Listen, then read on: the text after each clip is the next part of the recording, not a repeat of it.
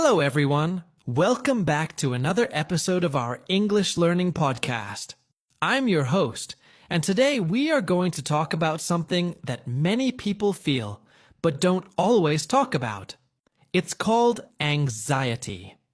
Yes, that feeling when your heart beats fast, your mind feels heavy, and you start to worry about everything, even small things.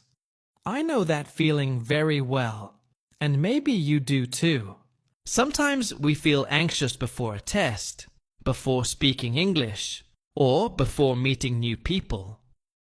Anxiety makes us feel like something bad will happen, even when everything is fine. So today, let's talk about how to overcome anxiety and feel more calm and strong inside. Before we start, I want you to take a deep breath. Inhale slowly through your nose and exhale through your mouth. Good. Now let's begin this journey together. First, I want to teach you one useful English word that is connected to our topic. The word is overwhelmed. It means when you feel like too many things are happening at the same time, and your mind cannot handle it all. For example, you have many tasks, your phone is ringing, messages are coming, and someone asks you for help. You feel overwhelmed. Here are some easy examples. I felt overwhelmed when I saw my long to-do list this morning. She was overwhelmed with emotion when she graduated. He felt overwhelmed on his first day at his new job. When you say, "I'm overwhelmed," it sounds more natural than "I'm stressed." It means you feel there is too much pressure, and you don't know where to start. So next time you feel that pressure, try saying, "I feel overwhelmed." Now let's move to the main topic, how to overcome anxiety. The first step is to accept your feelings. Many people try to ignore anxiety. They pretend they are fine when they are not. But ignoring your feelings makes them stronger. When you say, "I feel anxious right now," you start to take power back. You are not fighting the emotion anymore. You are simply noticing it. And when you notice it, it starts to lose its control over you. If you are an English learner and feel nervous when speaking, don't try to hide it. Say to yourself, "Yes, I feel nervous speaking English." This honesty helps you feel lighter and more relaxed. You can even write it down. I feel anxious when I speak English because I'm scared of making mistakes. Writing helps you understand your thoughts better instead of keeping them inside. The second step is to calm your body. Anxiety is not only in your mind, your body feels it too. When you're anxious, your heart beats faster, your hands might shake, or you feel you can't breathe properly. That's why calming your body is very important. Here's one simple way. Take 5 slow, deep breaths. Breathe in through your nose. Hold it for a second, and breathe out through your mouth. You can even put your hand on your chest and feel your heartbeat slowing down. Another easy method is called the 5-4-3-2-1 grounding exercise. When you feel anxious, look around you and do this. Find 5 things you can see. Touch 4 things you can feel. Listen to 3 sounds you can hear. Smell 2 things around you, and notice 1 thing you can taste. This simple method helps you come back to the present moment. You stop thinking about the future or the past and focus on now. When I used to feel nervous before speaking English, I would take a deep breath, pause, and tell myself, "It's okay. I can do this." Then I would say just 1 sentence I knew well. That small action helped me speak with more confidence. The third step is to control your thoughts. Anxiety often starts from the what if questions. You know what I mean. What if I fail? What if I forget my words? What if people laugh at me? These thoughts grow fast and make you more scared. But most of these thoughts are not true. They are only fears in your head. For example, before a job interview, I used to think, what if I say something wrong? But when I looked at the truth, I realized I was prepared. I had practiced, and I knew my answers. I just needed to trust myself. So next time your brain says, "What if I make a mistake?" answer with something real. Say, "I have practiced. I know what to say." Remind yourself of what is true right now, not what your fear is trying to tell you. The fourth step is to break big problems into small ones. When we are anxious, our mind makes small things look huge. We feel like we cannot handle them. For example, if your email box is full, you feel you'll never finish. But if you say, "I will reply to 2 emails now, then take a short break," it becomes easy. If you are learning English, don't say, "I have to be fluent soon." That's too big. Instead say, "Today I'll learn 5 new words," or "I'll speak English for 10 minutes." Small steps make big changes. Every small win builds your confidence. Remember, progress is not about doing everything at once. It's about doing one thing every day. The fifth step is to move your body. Yes, movement really helps. When you walk, stretch, or even dance, your body releases stress. I can't tell you how many times a short walk has saved my mood. You don't need to go to the gym. You can stretch your arms, move your neck, or do light exercise at home. When your body moves, your mind relaxes.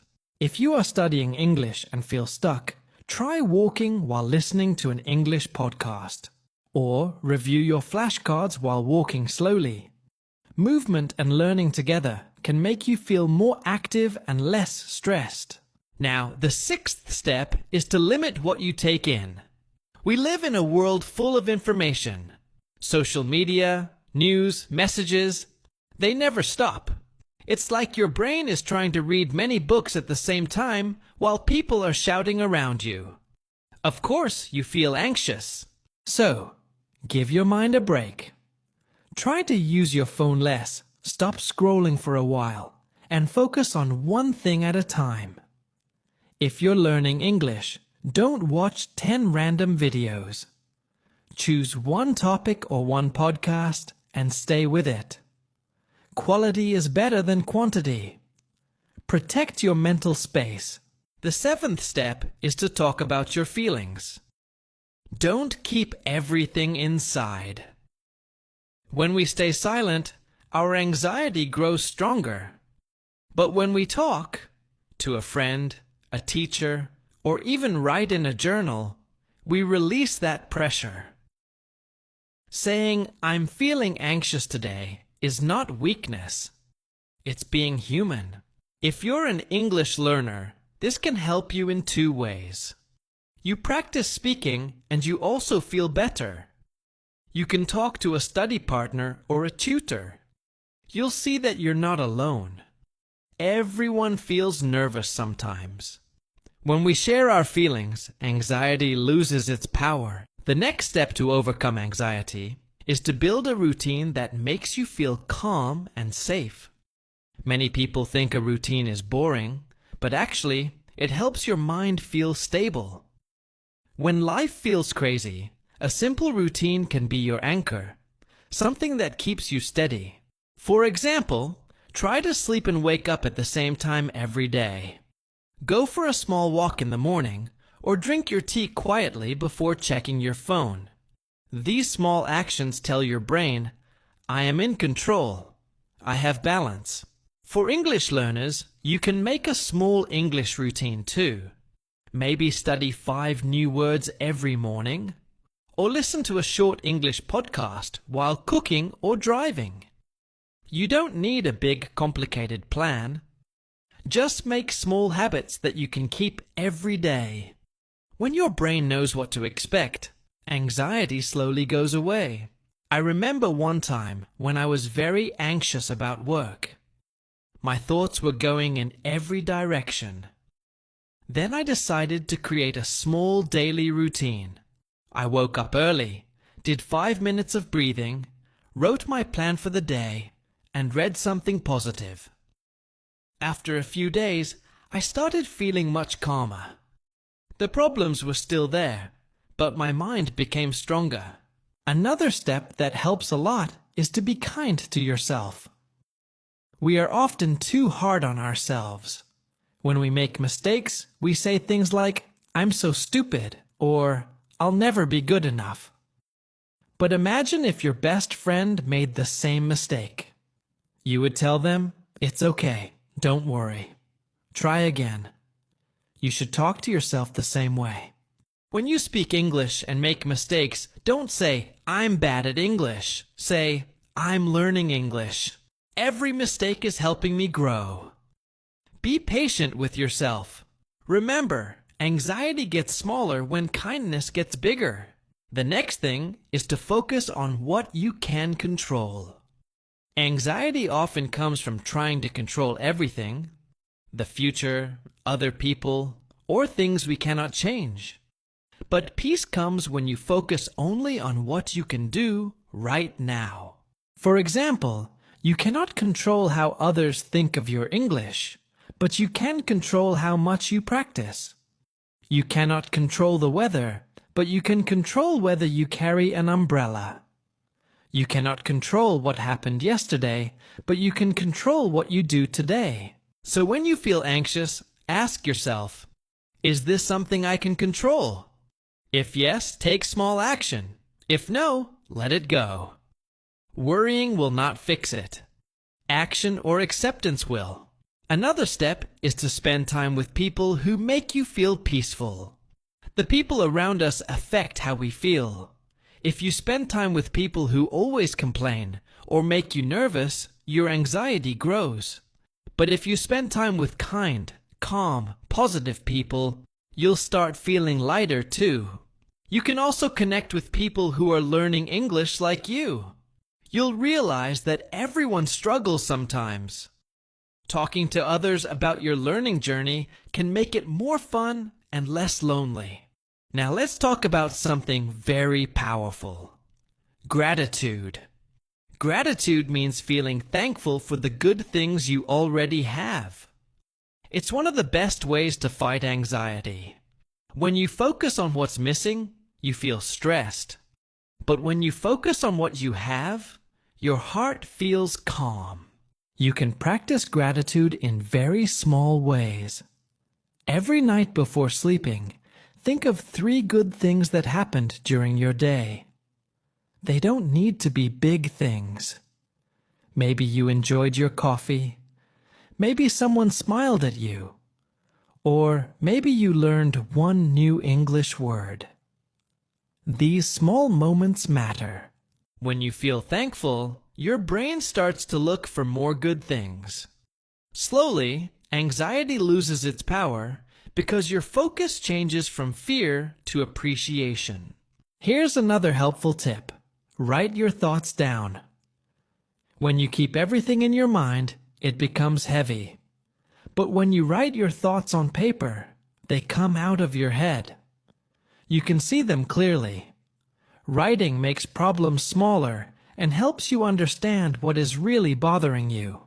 You can write like this: "Today I felt anxious when I tried to speak English." Then write what helped you feel better. Maybe deep breathing, maybe listening to music, maybe talking to a friend. Writing is like talking to yourself kindly. It clears the noise in your mind. Another useful step is to practice being in the present moment. Anxiety often lives in the future. What might happen? What could go wrong? But peace lives in the now. So train your mind to come back to the present again and again. When you are washing dishes, focus on the water and your hands.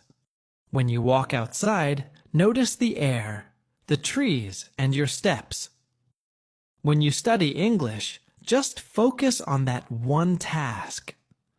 The more your mind learns to stay here, the less space anxiety has to grow.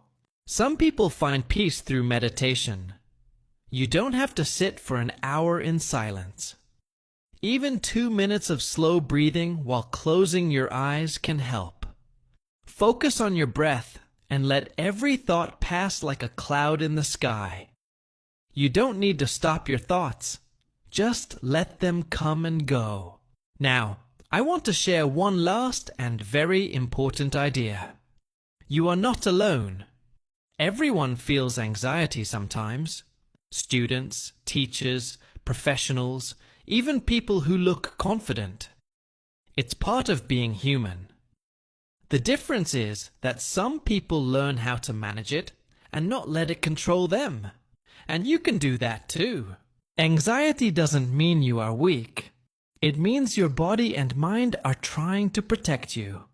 It's okay to feel it, but don't let it stop you from living your life. You are stronger than your fear. Remember these steps. Accept your feelings. Calm your body. Control your thoughts. Break big problems into small ones. Move your body. Limit your input. Talk about your feelings. Build a routine. Be kind to yourself. Focus on what you can control. Stay close to positive people. Practice gratitude. Write your thoughts. Live in the present. These are simple but powerful habits. If you follow them every day, you'll see your anxiety slowly fade away. Before we end this episode, I want to leave you with a short message. Life will not always be calm.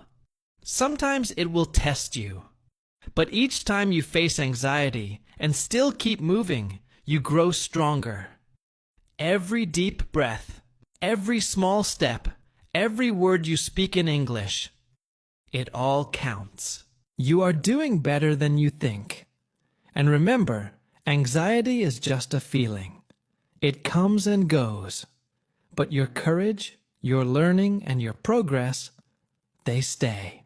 So next time you feel anxious, take a breath, smile, and tell yourself, I am okay, I am learning, I am growing.